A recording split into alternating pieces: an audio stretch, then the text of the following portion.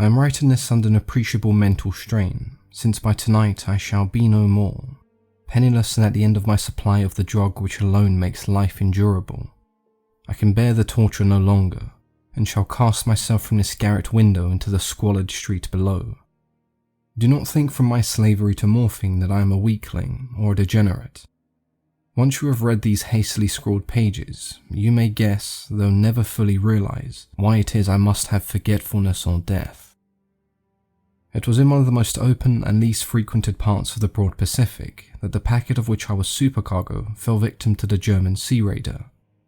The Great War then was at its very beginning, and the ocean forces of the Hun had not completely sunk to their later degradation, so that our vessel was a legitimate prize, whilst we of her crew were treated with all of the fairness and consideration due us as naval prisoners.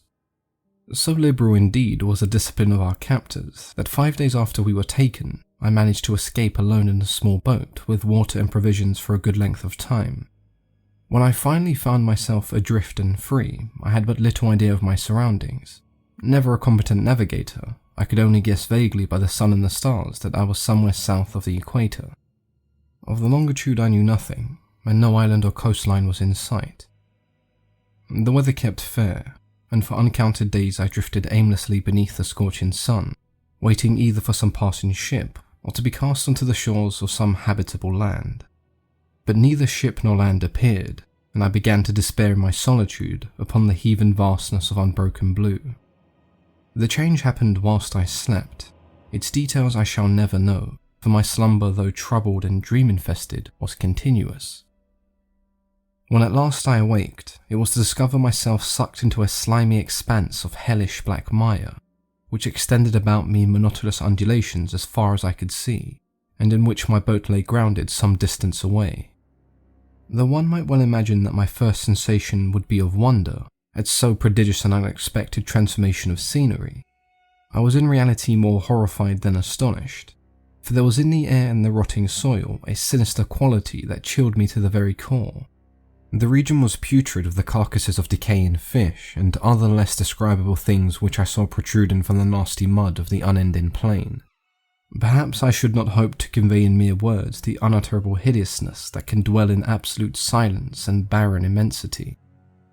There was nothing within hearing, and nothing within sight save a reach of black slime, yet the very completeness of the stillness and the homogeneity of the landscape oppressed me with a nauseating fear. The sun was blazing down from a sky which seemed to me almost black in cloudness and cruelty, as though reflecting the inky marsh beneath my feet. As I crawled into the stranded boat, I realized that only one theory could explain my position. Through some unprecedented volcanic upheaval, a portion of the ocean floor must have been thrown to the surface, exposing regions which for innumerable millions of years had lain hidden under the unfathomable watery depths. So great was the extent of the new land which had risen beneath me that I could not detect the faintest noise of the surging ocean, strain my ears as I might.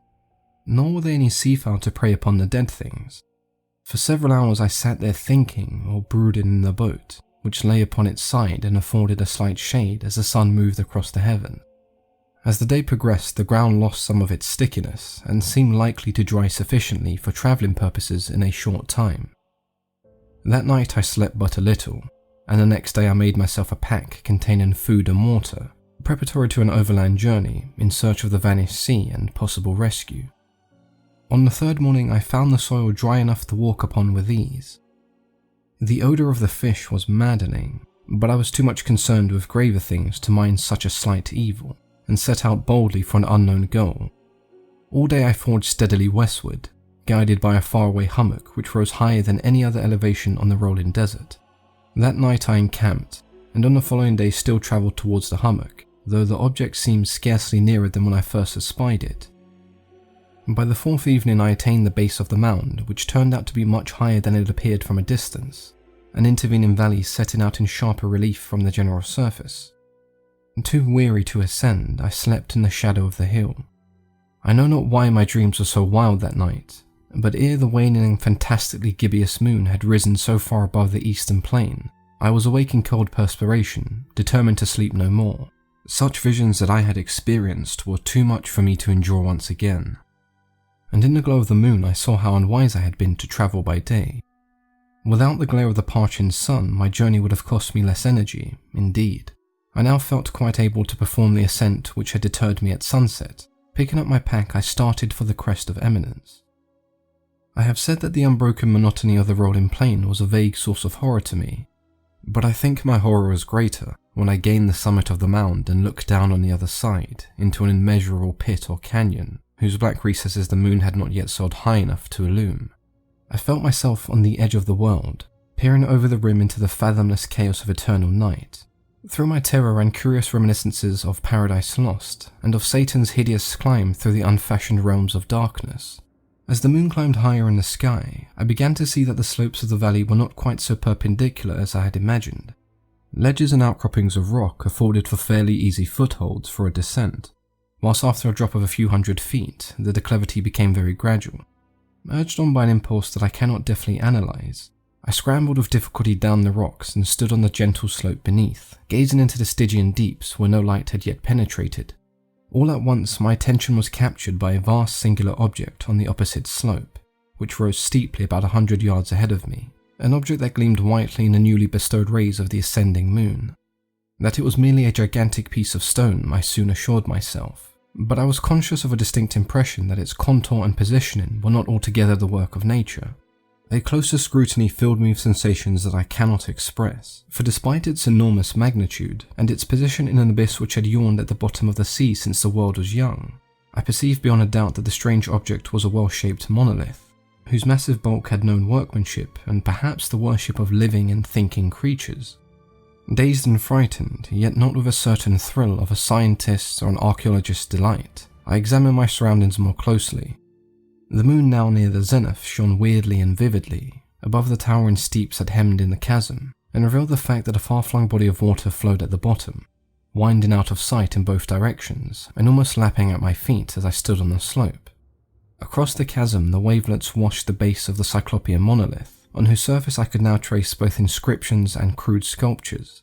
The writing was in a system of hieroglyphics unknown to me, and unlike anything I had ever seen in books, consisting for the most part of conventionalized aquatic symbols, such as fishes, eels, octopi, crustaceans, mollusks, and whales. Several characters obviously represented marine things which were unknown to the modern world, but whose decomposing forms I had observed on the ocean-risen plain. It was the pictorial carving, however, that did most to hold me spellbound.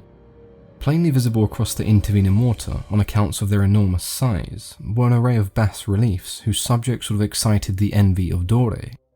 I think that these things were supposed to depict men, at least a certain sort of men, though the creatures were shown disporting like fishes in the waters of some marine grotto, or paying homage to some monolithic shrine which appeared to be under the waves as well. Of the faces and forms I dare not speak in detail, for the mere remembrance makes me grow faint. Grotesque beyond the imagination of a Poe or a Bulwer. They were damnably human in general outline, despite webbed feet and hands, shockingly wide and flabby lips, glassy and bulging eyes, and other features far less pleasant to recall. Curiously enough, they seemed to have been chiseled badly out of proportion with their scenic background, for one of the creatures was shewn in the act of killing a whale, represented as but little larger than himself. I remarked as I say their grotesqueness and strange size, but in a moment decided that they were merely the imaginary gods of some primitive or seafaring tribe. Some tribe whose last descendant had perished eras before the first ancestor of the Piltdown or the Neanderthal man was born. Awestruck at this unexpected glimpse into the past beyond the conception of the most daring anthropologist, I stood there musing whilst the moon cast queer reflections on the silent channel before me. Then suddenly I saw it, with only a slight churning to mask its rise to the surface. The thing slid into view above the dark waters. Vast, Polyphemus-like, and loathsome, it darted like a stupendous monster to the monolith, about which it flung its gigantic scaly arms, all the while it bowed its hideous head and gave vent to certain measured sounds. I think I went mad then. Of my frantic ascent of the sloping cliff and of my delirious journey back to the stranded boat, I remember little. I believe I sang a great deal. I have indistinct recollections of a great storm sometime after I reached the boat. At any rate, I know that I heard peals of thunder and other tones which nature utters only in the wildest moods. When I came out of the shadows, I was in a San Francisco hospital, brought thither by a captain of an American ship which had picked up the boat in the mid-ocean. In my delirium I had said much, but found that my words were given scant attention. Of any land upheaval in the Pacific, my rescuers knew nothing, nor did I seem it necessary to insist upon a thing which I knew they could not believe. Once I sought out a celebrated ethnologist and amused him with particular questions regarding the ancient Philistine legend of Dagon, the fish god. But soon perceiving that he was hopelessly conventional, I did not press my inquiries. It is at night, especially when the moon is gibbous and waning, that I see the thing. I tried morphine, but the drug has given me only transient surcease, and has drawn me into its clutches as a hopeless slave. So now I am to end it all, having written a full account for the information or the contemptuous amusement of my fellow man. Often I ask myself if it could not have been pure fantasism, a mere freak of fever, as I lay sun-stricken and raving in the open boat after my escape from the German man of war. This I ask myself, but ever does there come before me a hideously vivid vision in reply. I cannot think of the deep sea without shuddering at the nameless things that may at this very moment be crawling and floundering on its slimy bed, worshipping their ancient stone idols and carving their own detestable likeness on submarine obelisks and water-soaked granite.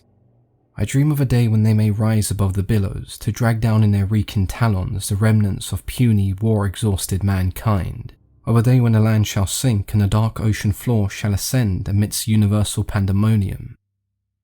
The end is near. I hear a noise at the door, as of some immense slippery body lumbering against it. It shall not find me, I will not let it. God, that hand. The window.